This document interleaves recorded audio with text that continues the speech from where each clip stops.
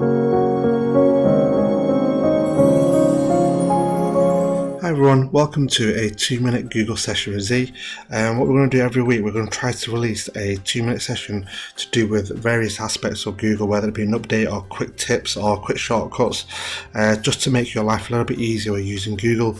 And today's topic, we're talking about navigation. Now, what we have at the moment, there's two ways usually you can navigate towards Google Docs and Sheets and Slides, and we have it through various shortcuts on our unified page, but majority of people seem to navigate to various Gsuite applications through this waffle icon, and on here you have the Docs, Sheets and Slides. But say for example you're on a website and you want to launch Google Doc straight away without having to navigate to Google or having to find the waffle icon. What you can do basically is, if you move over to your address bar and type in docs.new, it launches a Google Doc for you straight away.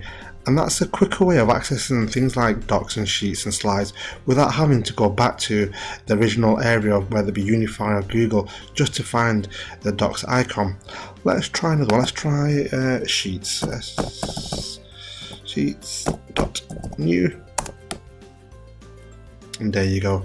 Now you can be on any website. I mean, I'm on YouTube here. Let's see if we can get us to Slides. Slides.new.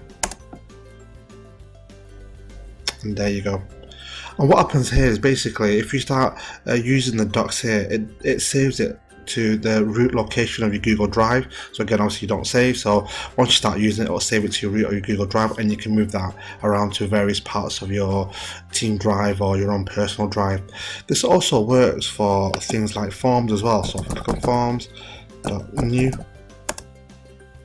and there you go. Now I'm using the words Docs, Sheets and Slides, but you can also just use doc as well, doc.new, and it still works without the S. Let's try Sheets without the S, .new. So why not give that a try and let me know if you have any problems.